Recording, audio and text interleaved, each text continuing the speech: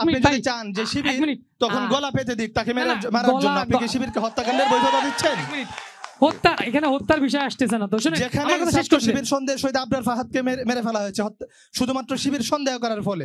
অসংখ্য ভাই আছে যাদের চোখ উপড়ে ফেলা হয়েছে। এখন কেউ যদি, আপনি যখন একদম সরাসরি শত্রুর সম্মুখে যখন আপনি পড়ে গেলেন, তখন কি আপনি নিজেকে শিবির বলে আপনি আপনার নিজের গলার উপর ছুরি চালিয়ে দেওয়ার জন্য? অবশ্যই আমি আমার আদর্শ নিয়ে গর্ব করি।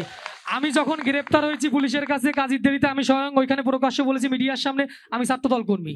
সাফায়াত ভাই প্রশ্ন করলেন যে ছাত্র শিবিরকে ওনারা 5 আগস্টের পূর্বে দেখেননি। উনি হয়তো জানেন না যে জুলাই আন্দোলন যখন চলাকালীন সময় ছাত্র শিবিরের 2 জন কর্মীকে চট্টগ্রাম বিশ্ববিদ্যালয়ের শাহজালাল হলে তুলে নিয়ে গিয়ে তাদেরকে নির্যাতন করা হয় এবং সর্বশেষ তাদের পরিবারের কাছ থেকে টাকা নিয়ে এসে তাদেরকে ছেড়ে দেওয়া হয়। এবং এজন্য শুধুমাত্র তাকে ছেড়েই দেয়নি, তাকে পুলিশ পর্যন্ত ডাকিয়েছিল এবং সারা রাত তাদেরকে নির্যাতন করা হয়েছিল। এর পূর্বে 2023 সালে চট্টগ্রাম বিশ্ববিদ্যালয়ের ফিশারিজ ডিপার্টমেন্টের আমানত হল ছাত্র শিবিরের তৎকালীন সভাপতি মনির ভাইকে কটেজ থেকে তুলে নিয়ে সারা রাত নির্যাতন করে তাকে পুলিশে দেওয়া হয় এবং তাকে প্রায় 1 মাস জেলে থাকার পর তিনি সেখান থেকে বের হয়ে আসেন। এর পূর্বে 2020 সালে চট্টগ্রাম বিশ্ববিদ্যালয়ের আমাদের তৎকালীন ফতেপুরের সভাপতি যিনি ছিলেন রুহুল আমিন ভাই, ওনাকে 1 নং গেট থেকে তুলে নিয়ে তৎকালীন ছাত্রলীগের যে সভাপতি সেক্রেটারি ছিল রুবেল এবং টিপু, তারা তাকে তুলে নিয়ে যায় এবং সারা রাত তাদেরকে নির্যাতন করে এবং এটা ফেসবুকে লাইভ করে যে চট্টগ্রাম বিশ্ববিদ্যালয়ে ছাত্র শিবিরকে ধরা হয়েছে।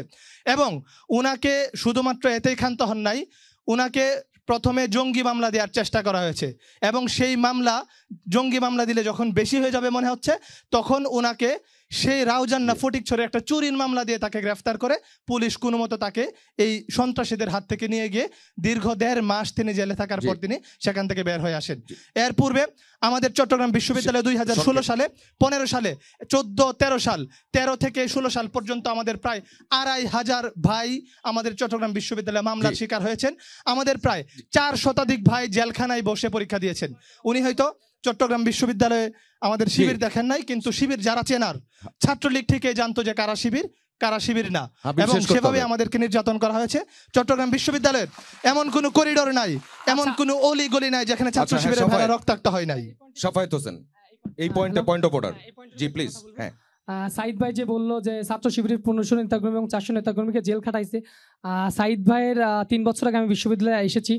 আমার 3 বছর, এই যে 9 বছরে আমি আজ পর্যন্ত রিয়েল যারা শিবির করে তারা কেউ নির্যাতিত হয় না, আমি প্রমাণ দিতে পারবো। যে কয়জন শিবিরের নাম নিয়ে নির্যাতিত হয়েছেন, শিবির সন্দেহে মার খেয়েছেন, তারা এখন কেউ ছাত্র শিবির করে না।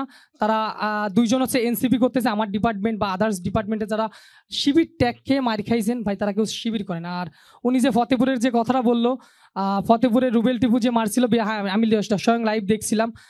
1 নম্বর গেটে রাতের অন্ধকারে রাত 3টার সময় দেয়ালে পোস্টার সাটানোর জন্য এসেছিলেন, তখন তাদেরকে ধরে মারার পরে তারা অস্বীকার করে, তারা ওইখানে বলছিলেন অবশ্যই আপনারা খোঁজ নেবেন, তাই সেই 2 জন বলেছিলেন যে আমরা শিবিরের সাথে না, আমরা টাকার বিনিময়ে আমরা পোস্টার মারতে আসছি।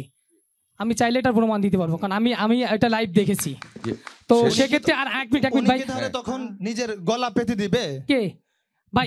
1 মিনিট, উনি যদি চান যে শিবির তখন গলা পেতে দিক, তাকে মারার জন্য আপনি কি শিবিরকে হত্যাকাণ্ডের বৈধতা দিচ্ছেন?